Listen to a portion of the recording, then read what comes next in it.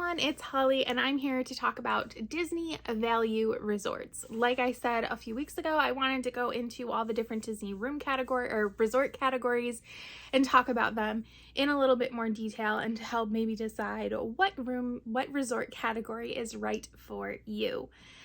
So this might be a longer video. I took a lot of notes, but I'll try to be a little concise. And there is tons of helpful information on the internet. I will link some sources down below, like the Disney website, some discount sites. Touring Plans I think is great for details on different resorts and things like the rooms. You can also get menus there. Additionally, I will link here with the ears. They have some room tours and resort tours if that's something that you are interested in.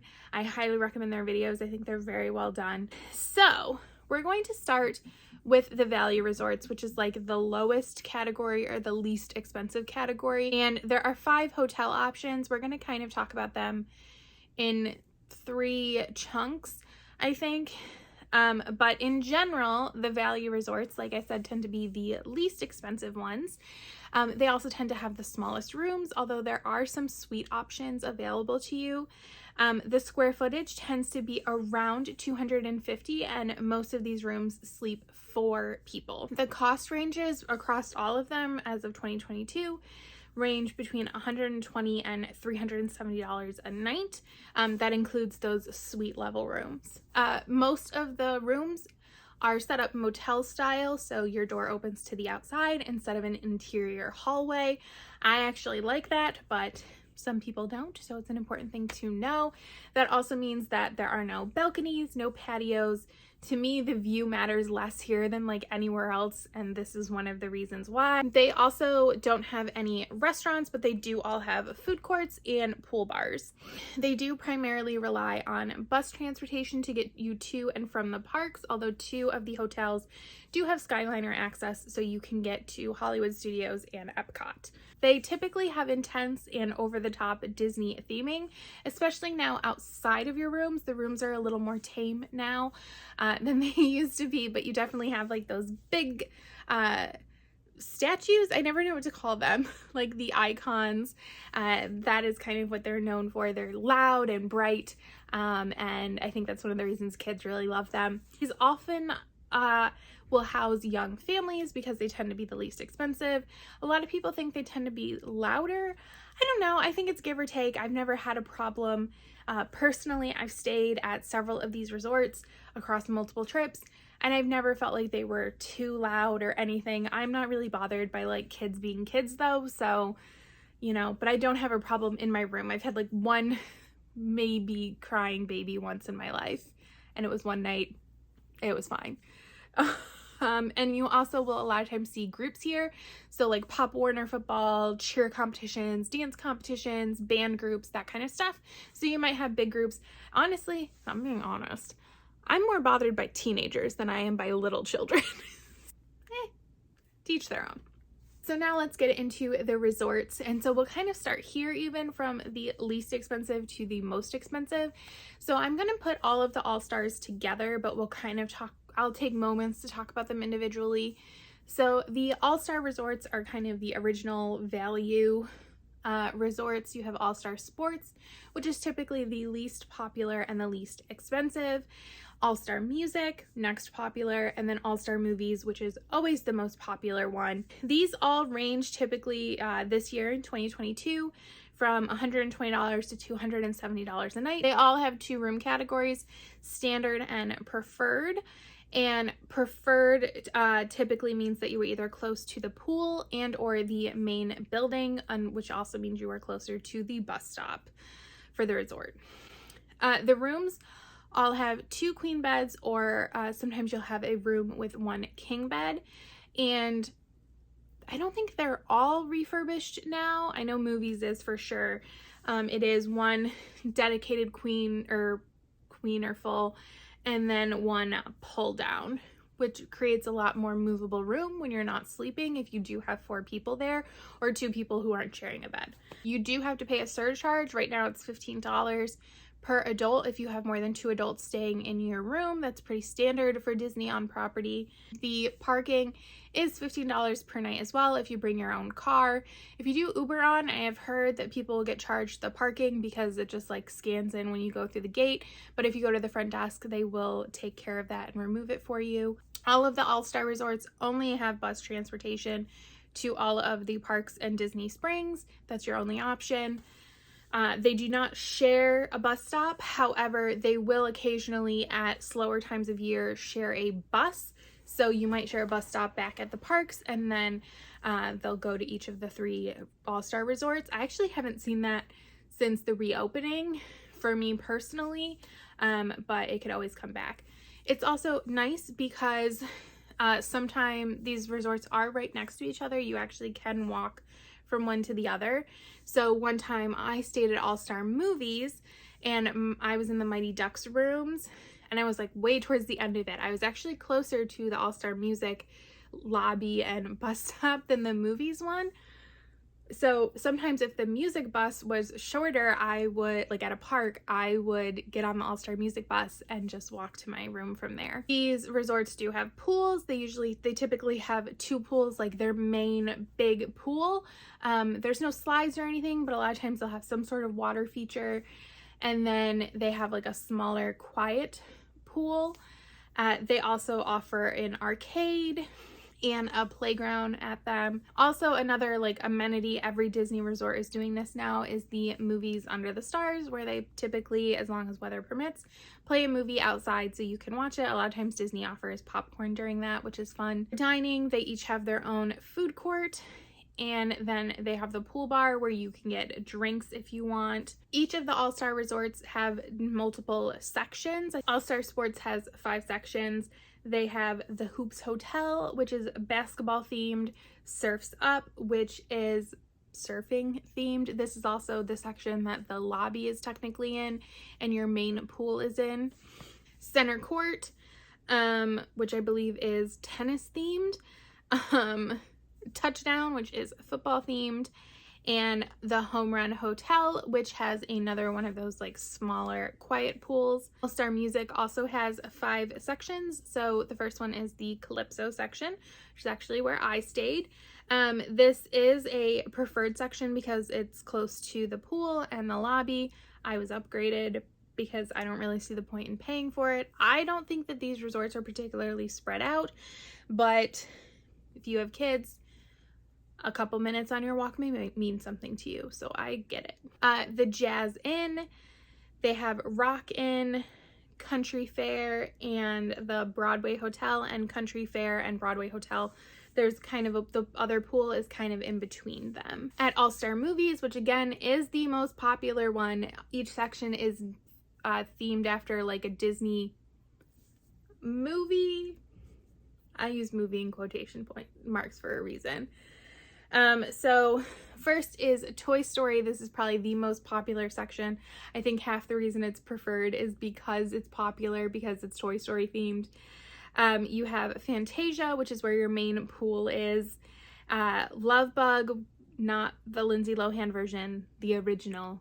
It's a weird choice, I agree.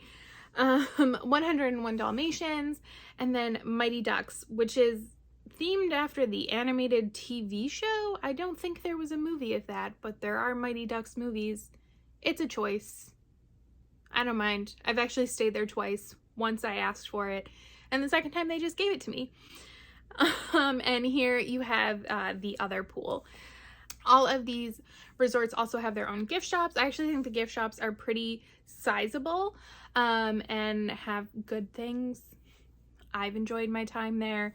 Like I said, I've stayed in movies and music. I've enjoyed both experiences.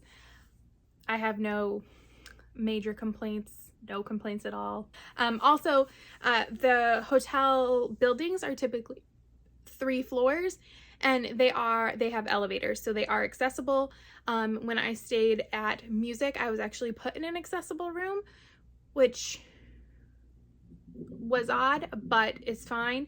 I assume they only do that if they don't have anybody who needs it, because I did feel bad, but it was on the 2nd floor, and I was initially confused, and then I realized that there were elevators. So not all of the accessible rooms are on the ground floor. Next, let's talk about Pop Century. I actually just stayed there for like the first official time. I had spent one night there when I was in high school on my last trip in December of 2021. And this for a long time was the most popular value resort, but Art of Animation came in and kind of like stole that thunder. So these are around 260 square feet as well. These are recently refurbished rooms. The prices tend to vary between $160 and $215 a night. Again, it's $15 per adult per night, additional over two, and $15 a night to park your car here. In addition to having the pull-down bed, which I'm a huge fan of, they also have no carpet. I'm also a huge fan of this. You have multiple room like categories here, so you can get standard pool, preferred, or preferred pool. So preferred is just near lobby or transportation, and then preferred pool is near the pool, obviously, or near a pool. I don't know. Why Pop Century? Why do you have to be so complicated? And then standard is more of like a view thing. Again, I think the view thing at the value resorts makes no sense because it's not like you can just go stare at it. But if it matters to you, go for it. Pop Century actually has 3 pools. They do have an arcade as well, a playground, and the Movies Under the Stars, just like the All-Star Resorts does. These areas are themed by decade, and so you have the last like 50 years of the 20th century. 50s, which has a pool in it. That's actually where I stayed on my recent trip. The 60s, which is where the main pool is. That's also where the lobby is, and it is the closest to the Skyliner. And then you have 70s, 80s, and 90s. 90s is the smallest section. It only has 1 building. The rest have 3. And the 90s and the 80s kind of share a pool between them. Transportation here. You do have buses, but you also have the Skyliner. It shares a Skyliner with Art of Animation. There is a lake between the two of them, and the Skyliner station is actually on the bridge between them, basically. For food and drinks, they do have a food court here, Everything Pop, which has always been one of the more highly praised food courts. I actually never ate there on my trip, so I can't speak to it personally. And then they do have a pool bar as well at the main pool, and a gift shop, which I actually found a little lacking personally, but it was a perfectly serviceable gift shop. And the last one and the newest value resort is Art of Animation. I have not stayed there. I can't justify spending the money. Someday though. These typically sleep 4 to 6 adults. And the cost is $190 to $370 a night. The size typically here ranges between 260 and 560 square feet, because here you have family suites along with a standard hotel room setup. So there are a few sections here, and they are themed after major Disney animated movies.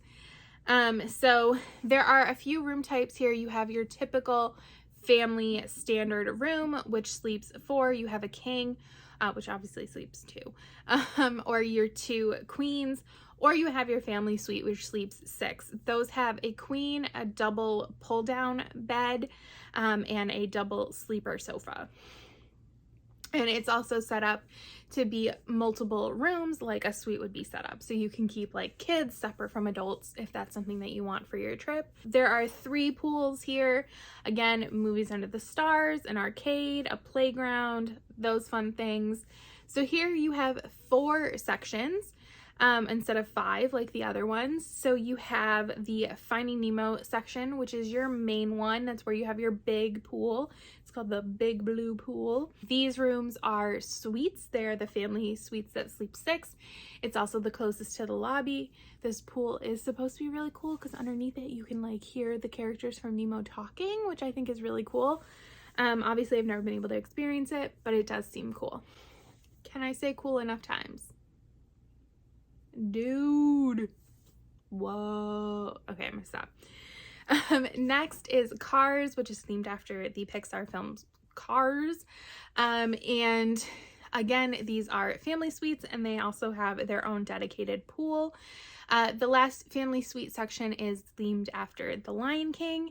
And then the only section that has just standard hotel rooms is The Little Mermaid. And they also have a pool, and this section is also the farthest away from the lobby and transportation. Just like Pup Century, you have the bus transportation and then that shared Skyliner station to get you to Epcot or Hollywood Studios. With the Skyliner, I do have a video on that. You do have to transfer at the Caribbean Beach Skyliner station in order to go to any of the parks. It tends to be a pretty fast process though, in my experience. Again, you have food and drink options. Here you have the food court Landscape of Flavors, which is probably the most popular value food court, if not the most popular food court on Disney property. It tends to have some more unique options than a lot of the other food courts, like more than just your pizza and hamburgers and chicken nuggets. They have their own pool bar at the main pool, and they do have a gift shop as well. So some wrap up thoughts on the value resorts. So I would say that the values are mostly a place to stay, especially for the All-Stars. I don't think a lot of people go there with the intention of hanging out in their room.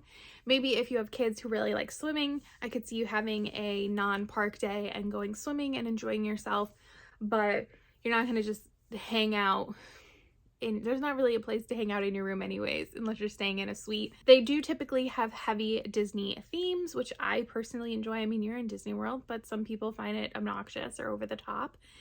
It's great for like your little ones. They tend to really like it. You can get pictures with like characters. Like you can go to the Toy Story section and they can get their picture taken with the big Buzz statue or the big Woody one. There's Rex, Bo Peep, so you can do that if you want. I find personally that the buses run a little faster here than at the higher, more expensive resorts. I think because they just have more people going through them, so Disney tends to run them a little faster. It could be in my head, but that was my experience. Like I said earlier, I have enjoyed my stays at Movies and Music. I also enjoyed my stay at the Pop Century. I don't think any of these hotels are particularly large or too spread out. I think some of the moderates in the deluxe resorts can be very expansive, which can make walking around be kind of exhausting at the end of the day, but I've never felt too tired at a value resort at the end of the day, which is really good. Like I would say you could easily within 10 minutes walk from end to end of any of these resorts, and I think that's amazing. And you would not typically have to walk end to end ever. Again, there will be tons of links down below to some useful websites and YouTube channels in my opinion. Again, I really like Here with the Ears. They do great room tours and resort tours and touring plans, in addition to having so much information about each of the resorts. They also have the Touring Plans Room Finder, which can help you find a room that you really like. And if you use Touring Plans, if you subscribe to them, you can also put in a room request, and then they will send the request to Disney for you automatically, worded in the best way to get you, ideally, your request. So that is it on the value resorts at Disney. Up next, we will talk about the moderate resorts. I hope you enjoyed. Leave any comments down below with any helpful information or your experience at value resorts so other people can see that. And I will see you next time. Bye!